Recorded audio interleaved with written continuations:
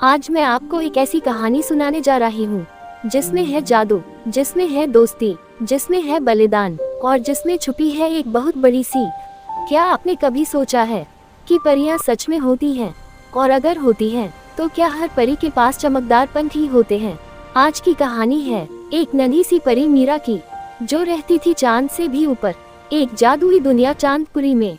लेकिन इस परी का जादू उसके पंखों में नहीं, उसके दिल में था। तो बच्चों, आराम से बैठ जाए, अपनी कल्पना के पंख खोलिए और चलिए मेरे साथ एक जादुई सफर पर। चांदपुरी की नन्ही परी, बहुत दूर बादलों के पार, जहां आसमान नीले से भी ज्यादा चमकता था, वहां एक जादुई लोक था चांदपुरी।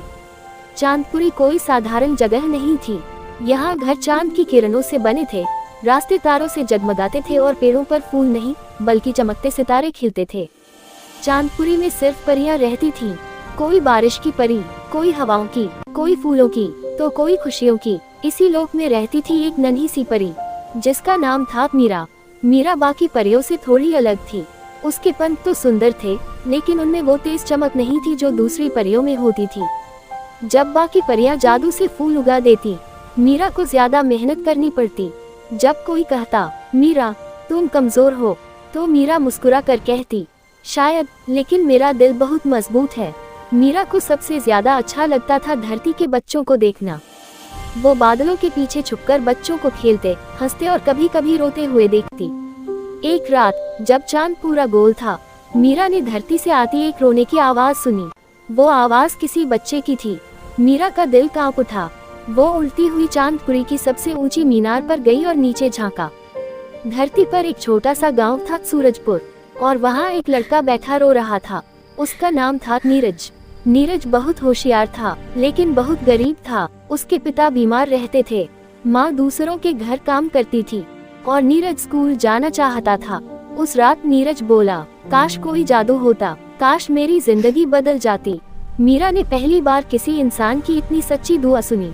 उसने फैसला कर लिया, वो धरती पर जाएगी। चांदपुरी में एक नियम था, कोई भी परी बिना अनुमति धरती पर नहीं जाएगी।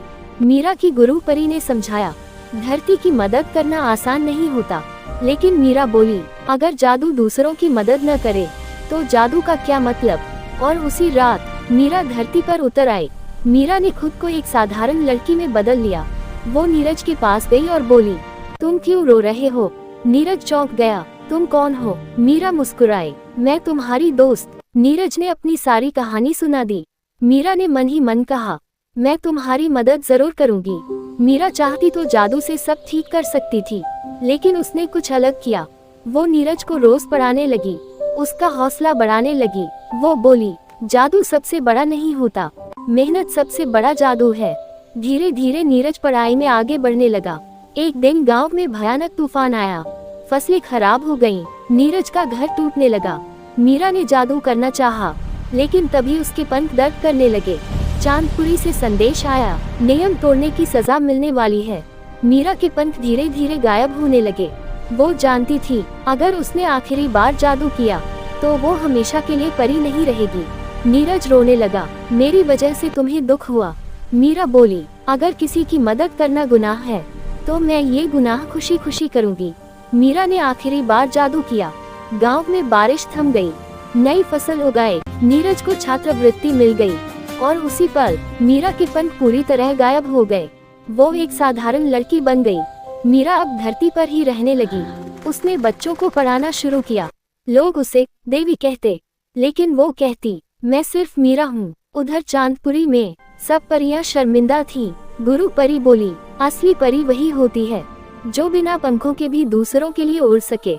एक रात चांद चमका, मीरा को आवाज आई, उसके कंधों पर हल्की रोशनी उगी, छोटे छोटे पंख। लेकिन अब वो धरती और चांदपुरी दोनों की परी थी। अच्छाई के लिए किया गया काम कभी व्यर्थ नहीं जाता। मेहनत सबसे बड़ा जादू है। असली परी वो है जो दिल से मदद करे।